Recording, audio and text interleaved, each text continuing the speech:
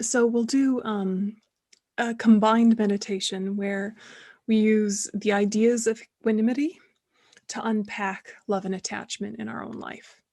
So before we even start, just try and think who is someone who's going to be the friend representative in this meditation, who's going to be the enemy representative, and who's going to be the stranger representative. So in this meditation, it doesn't matter really who you pick, but someone who evokes feelings of affection, attraction, liking for your friend, someone who you really do have some aversion towards, who you are annoyed by, or more who for an enemy, so someone you genuinely just don't like. Yeah. And then for a stranger, maybe someone that you've seen in your daily life, but you've not had much interaction with, so you don't have a particularly strong opinion about either way. Okay, so before we even start, just try and think of who your representatives will be. Friend, enemy, stranger.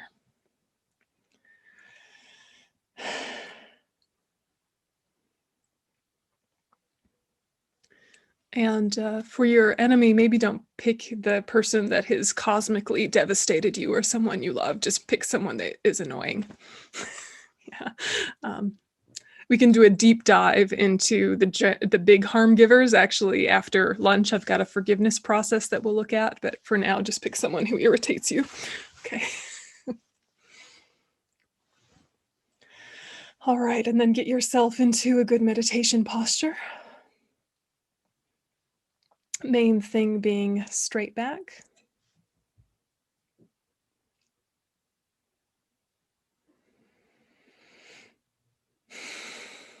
Couple deep breaths just to settle.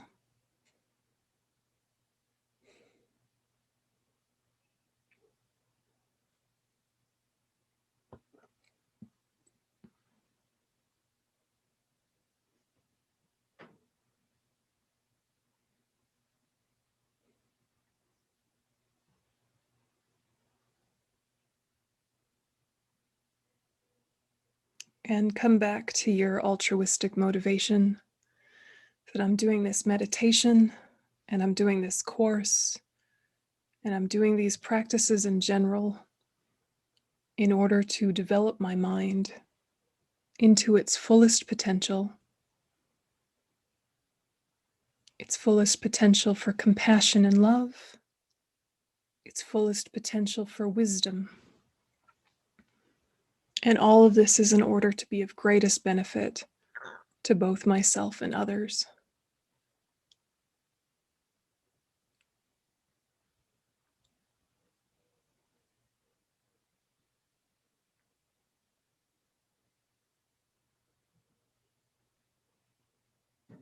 And with that motivation imbuing the whole rest of this meditation, now just gently shift your focus to the breath for a few minutes, allowing surface distractions to settle. So at first, just the breath, nice and simple.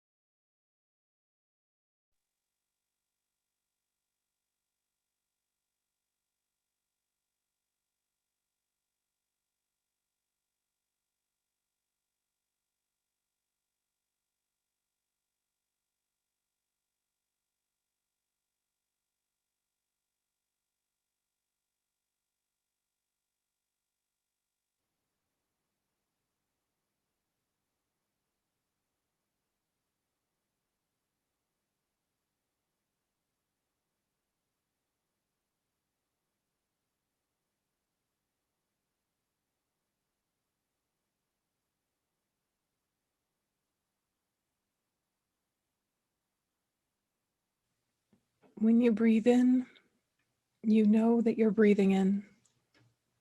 And when you breathe out, you know that you're breathing out. As if you're giving these experiences particular interest.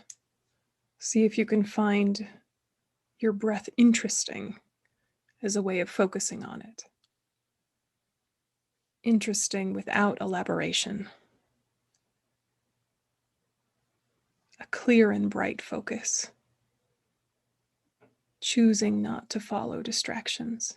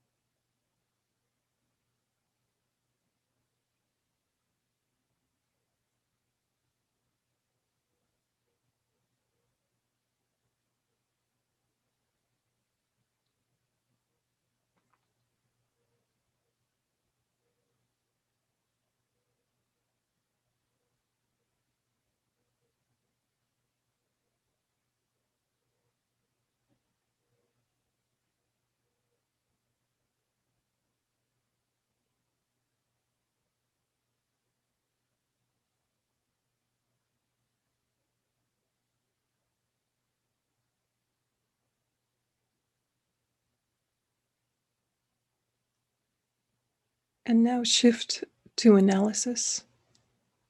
First, picture a friend, someone that you have genuine affection towards, and also attachment, expectations, all of that. Someone that you feel very warm towards.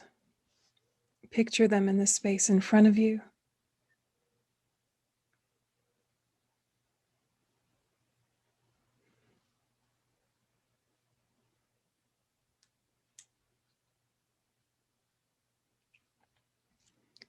And with one part of your mind, you know that they are only friend because you have labeled them so. They are not friend from their own side. There are many who see them as a stranger. Maybe some who love them even more than you do. Some that dislike them.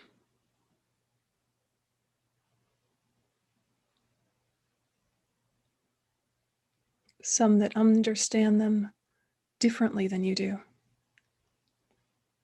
And so you know all of that in the back of your mind, but still allow yourself to label them friend. Just very gently and loosely with that background understanding of your own projections. Here they are in front of you.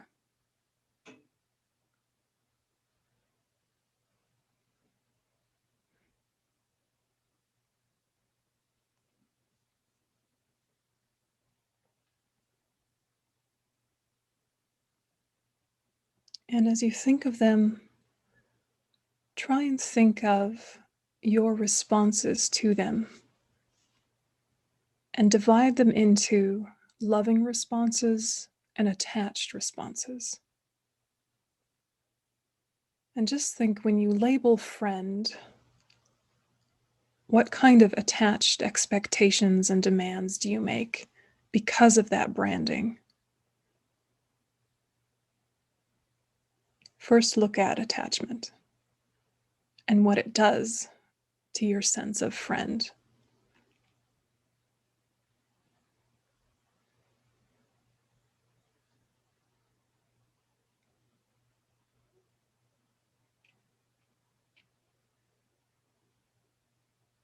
Does your attachment to them make you demanding or critical? Does it make you needy or passive aggressive?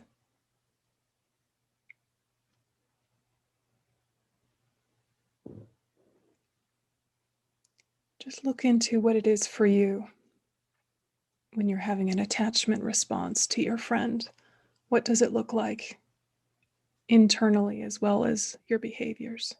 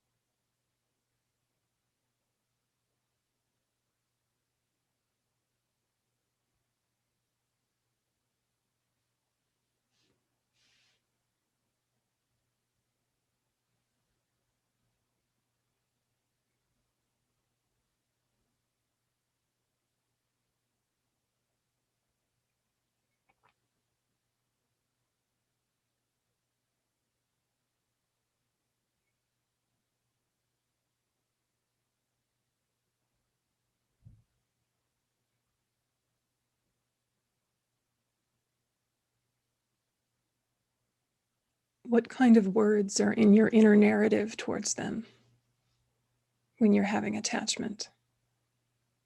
Do you think, why can't they just? Why do they always? Couldn't they? Why do they?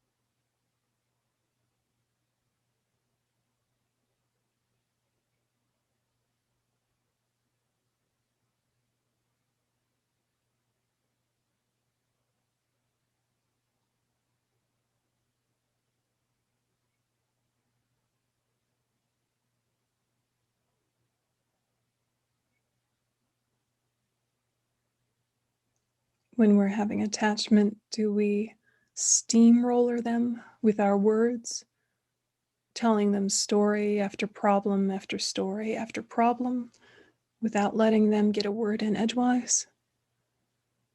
Or do we get hungry for their words, wanting them to open up and tell us things and share? Do we get aggressive about wanting certain types of intimacy or connection? Do we get depressed when things aren't going the way we want?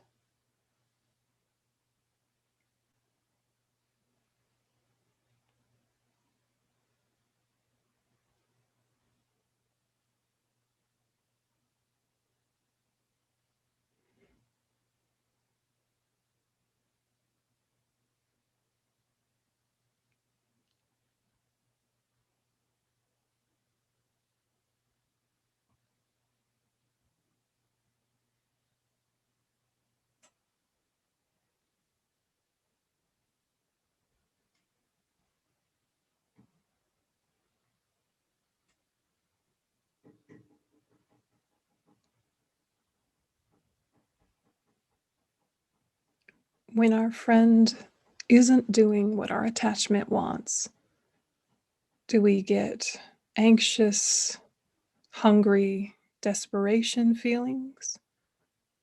Or do we get annoyed, irritable, dismissive, or attacking feelings? Do we push them away? Do we cling to them close?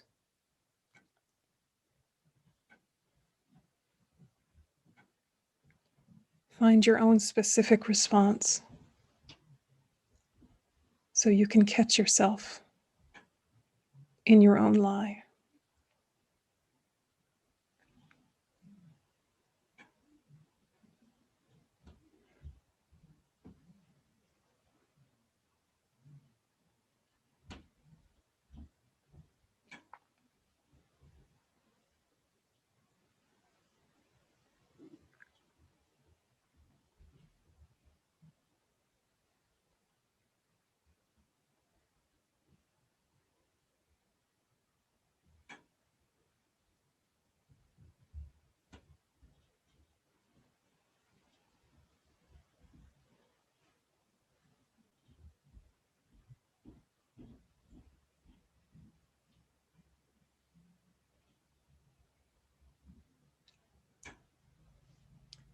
And then think, fortunately, attachment isn't always the main thing driving this relationship, although maybe it drives it more than I previously realized.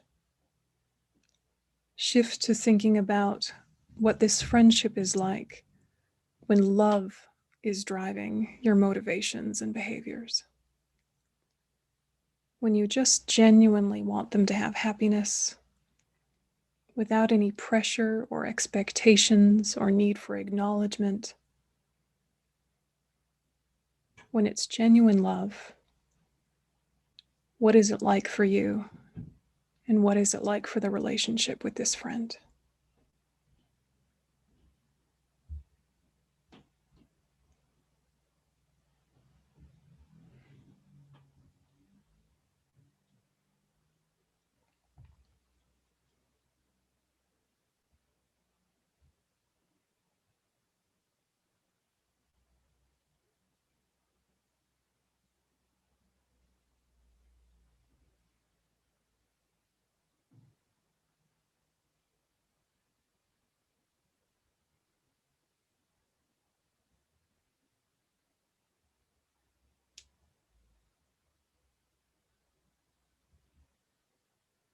Is there a type of spaciousness and relaxation in your ability to listen to them?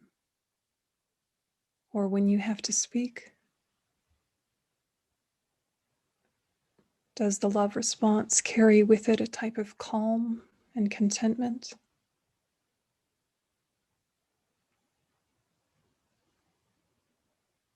What is it like?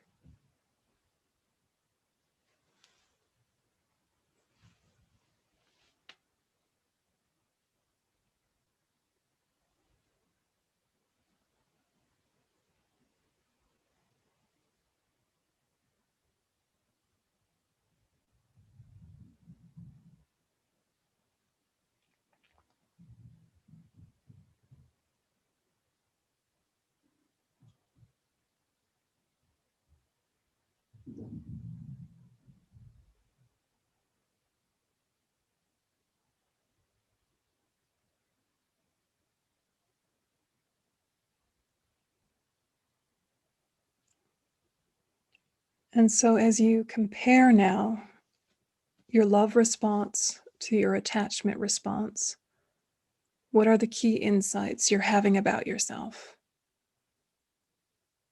What are the things you know about what attachment looks like and what love looks like related to a friend? Repeat your self-awareness to yourself. Reinforce your wisdom. Here I do this, there I do that.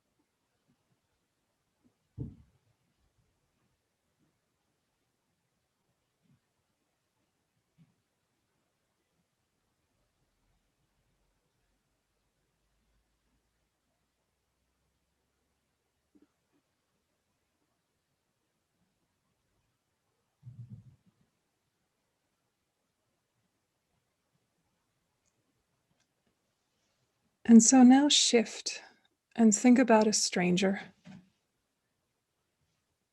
If you can't think of a specific person who you don't have much opinion about, you can think of a generic stranger or your experience in general with strangers. But start by trying to bring to mind your experience of strangers, generally speaking. Whether it's a general warmth or a general disinterest or a mild discomfort, just kind of check in your general response to strangers.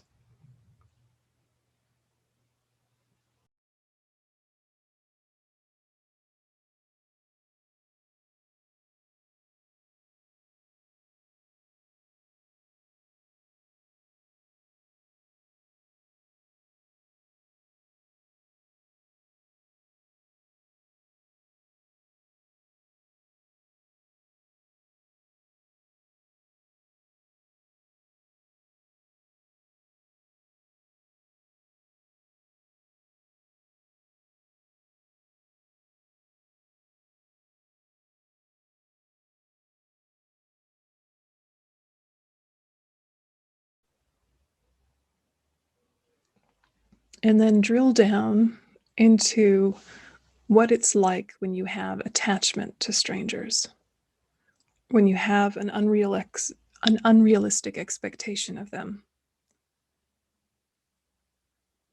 when you're assuming things about them or from them.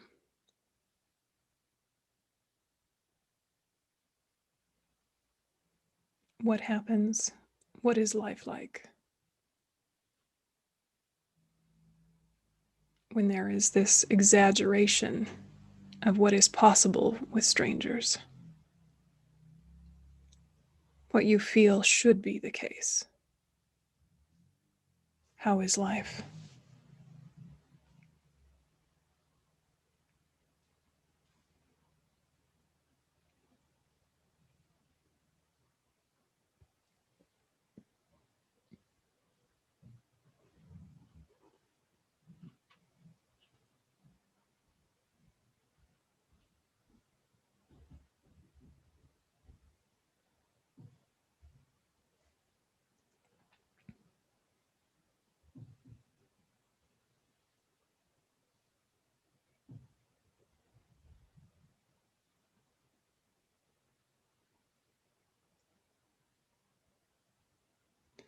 When attachment is present towards strangers, do you feel like you're more likely to become easily irritated at them for the rudeness of people, the way they disregard the needs of others, their self-centeredness and abruptness particularly bothers you? Or do you feel that everyone is good and wonderful and you become sort of naive and gullible? Or both, or something else? But just try and identify what it's like for you when you have attachment to strangers.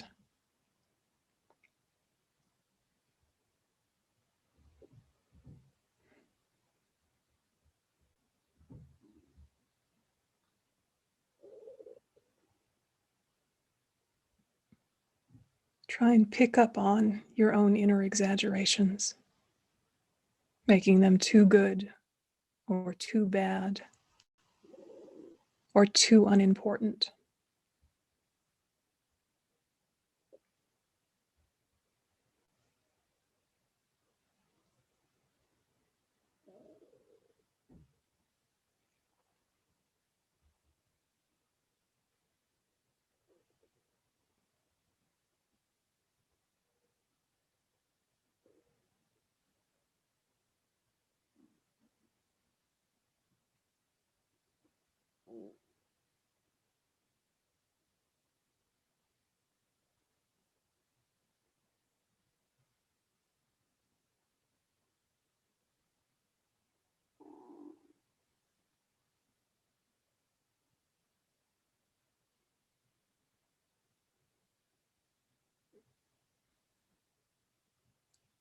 Does your inner conversation about humanity become too concrete?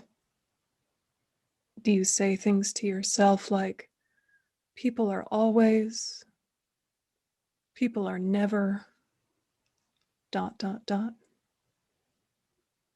Why can't people just?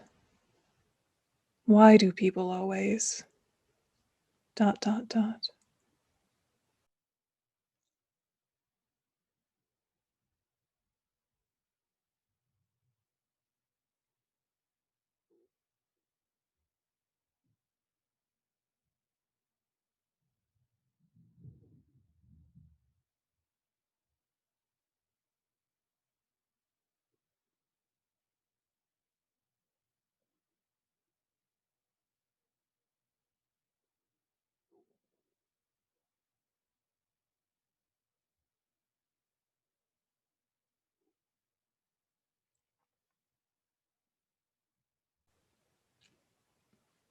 Is attachment to strangers more likely to make you trusting or distrustful?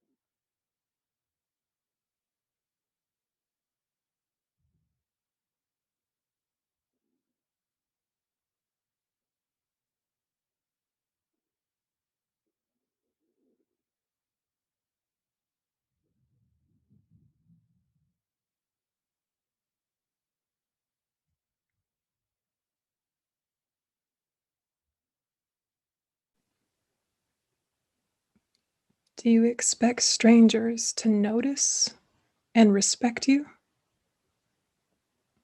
Are you annoyed if strangers notice you and give you attention?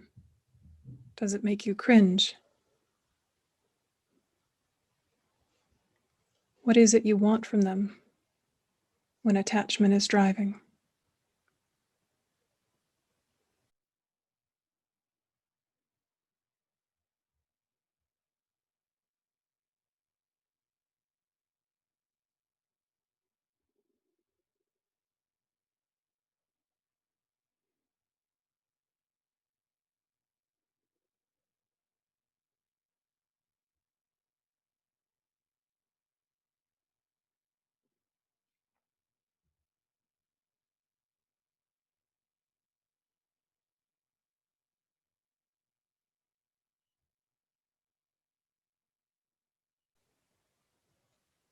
Does your mind go back and forth between, hey, look at me, don't look at me, hey, look at me, don't look at me, when attachment is driving?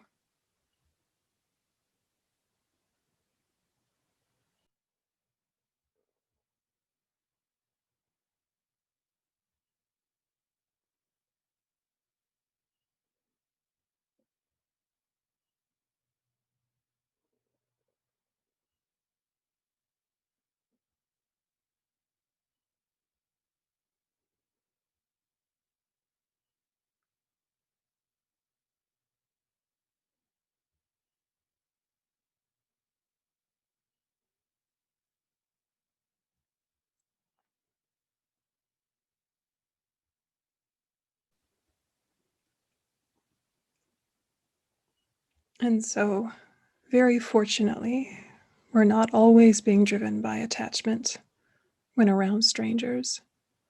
Sometimes we're driven by love, motivated by love. When our mind is in a loving atmosphere, what is it like to be with a stranger or to be out in public with strangers? How do you feel? What is it like?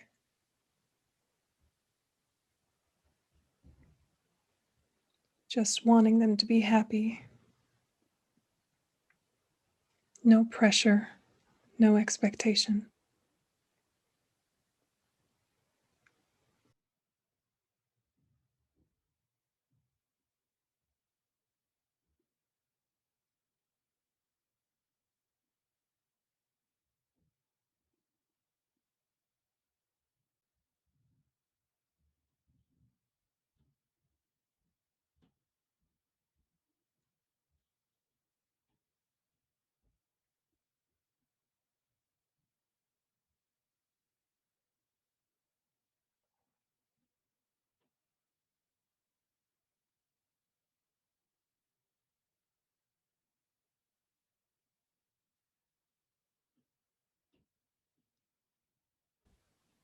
When you're with strangers motivated by love, is your physicality more relaxed?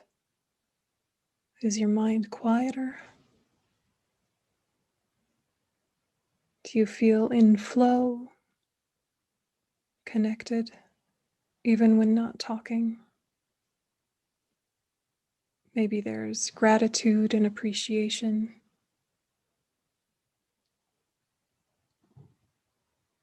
humor, connection.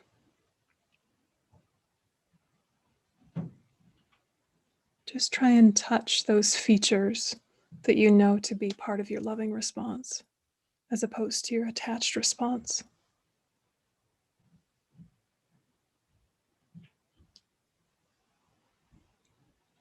Make it personal.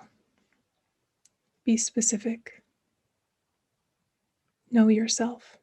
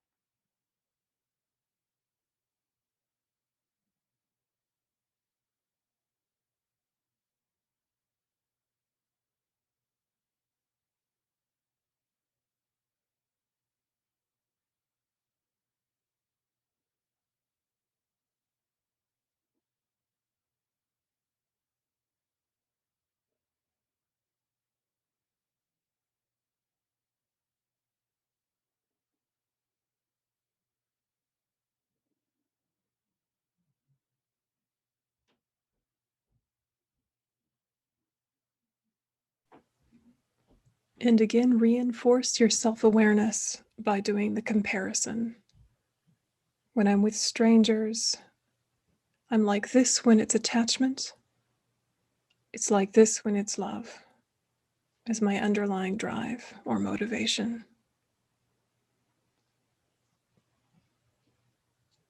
Just reinforce those key features of each. Keep the insight about yourself that you've come to.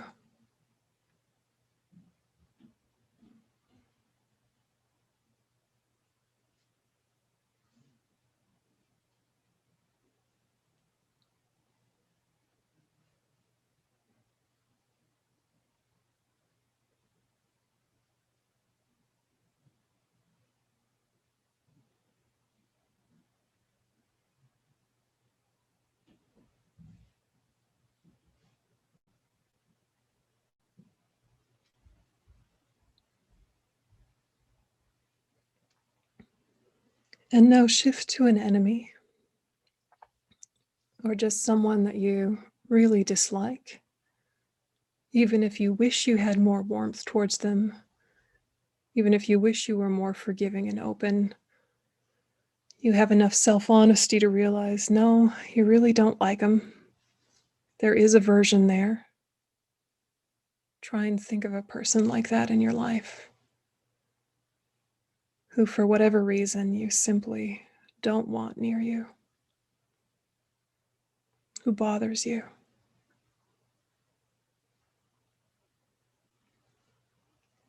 And in the back of your mind, you know that they really aren't bothering you. You are bothered by your own thoughts about them. You know that there are people who love them, people who are indifferent to them, that this label of disagreeable person or enemy is not existing there with them, but is something you've come to yourself. So you know that, and you're still able to acknowledge, and yet there's a label that exists for me related to them.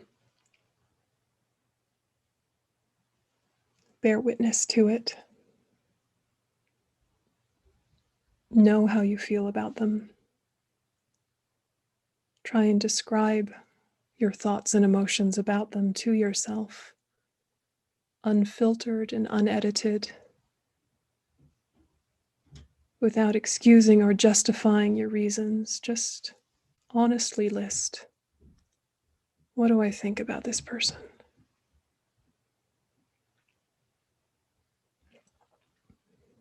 Try and do it in such a way that you're not triggered into a negative emotion. Just list.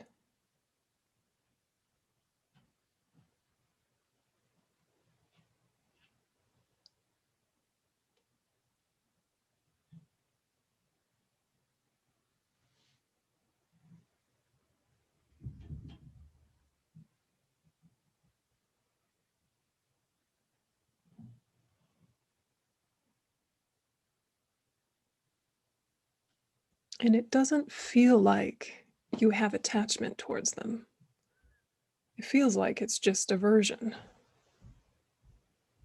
But try and peel back the layers and ask yourself, what did I expect was supposed to be the case that wasn't?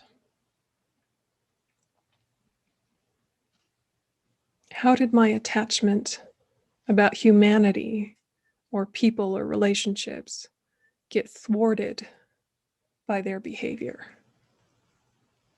What am I reacting to? There are millions of rude and harmful things that people do, but only a few of them actually get to me, actually feel harmful and land.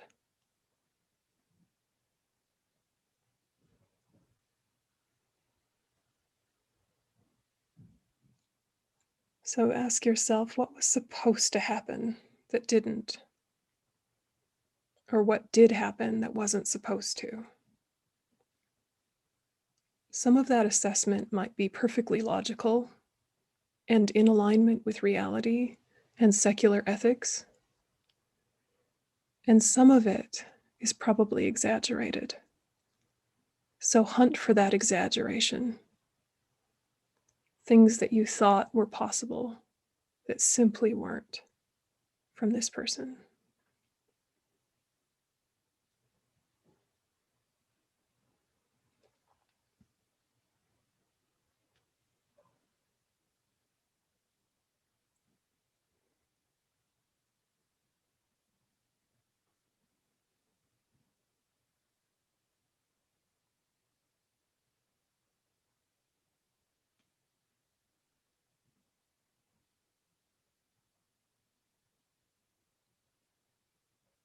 Maybe you say things to yourself like, people aren't supposed to do ...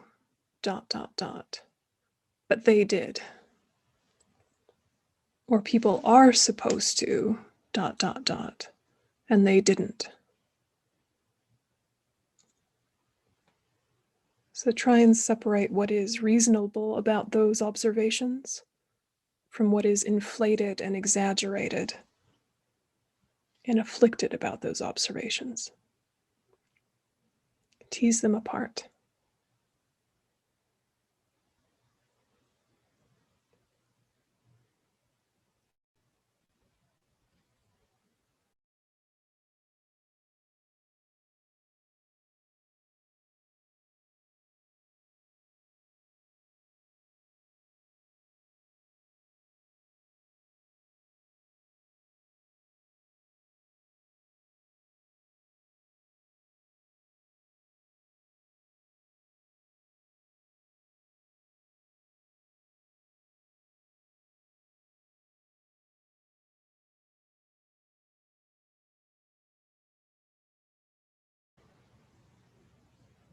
As you identify this type of thwarted attachment that gives you this aversion feeling of them being enemy, also look at your experience of it. Physically, is there tension and tightness? Mentally, what is it like? What do you do to yourself when you've become absorbed in this kind of negative thinking?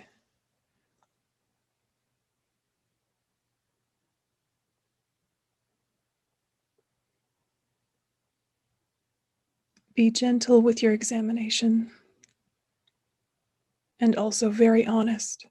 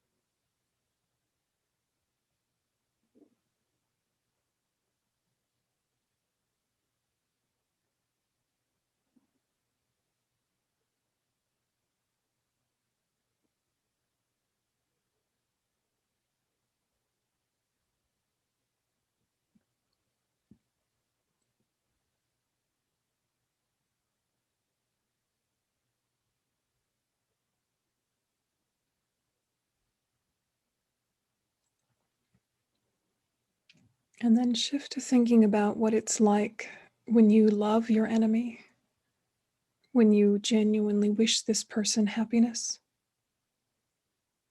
If this is never the case, imagine what it would be like if you did. So they still have the different characteristics and traits and behaviors that you don't agree with, that you don't like. But think of those times when you've separated that from the person themselves. You've seen those behaviors as coming from suffering and ignorance. Or you've connected with some inner resilience and patience, and actually were able to tap into love. What is that like? Or what would that be like if you were able to? Love for the enemy. What would it be? What is it like?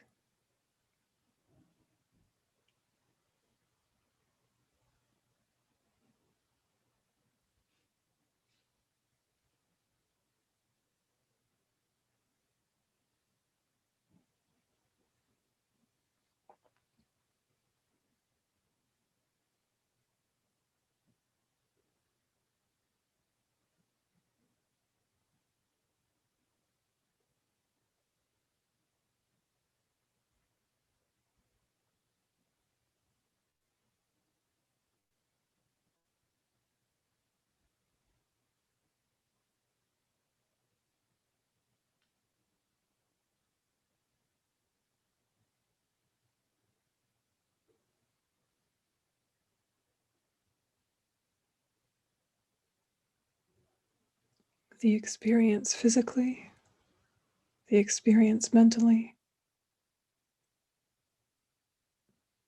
love for the enemy.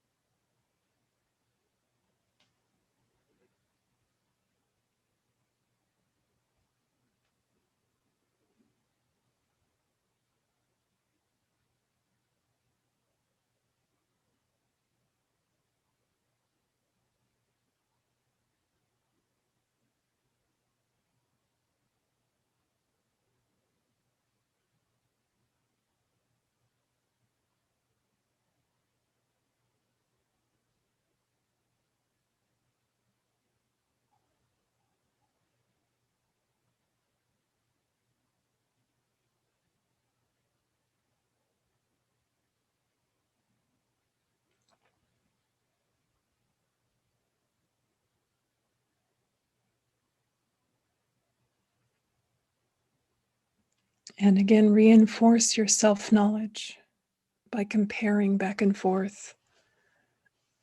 What is your afflicted response or attached response to the enemy or the person you don't like? And what is your less afflicted, more loving response like? Pull out the kind of key identifying features of each. Reinforce your knowledge of them to yourself.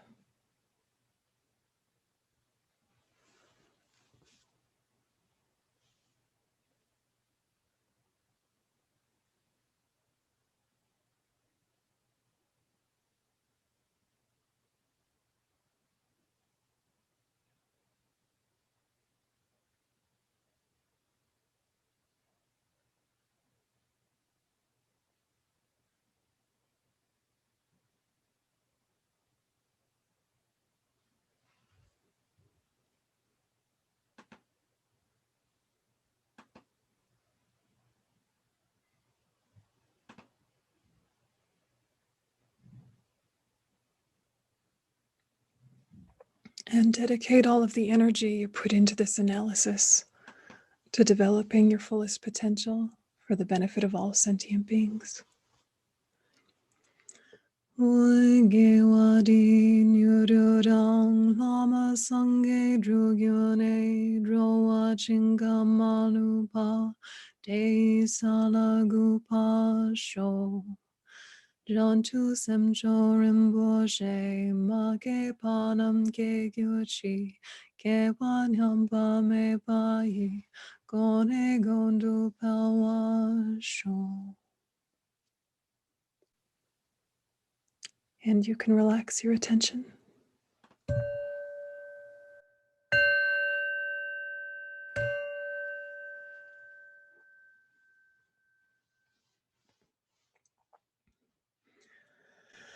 Okay, so we'll unpack some of those ideas after the break and go into some new methods and techniques. Do you usually have an hour for lunch? Yep. Okay, so we'll meet back here in an hour. Thanks.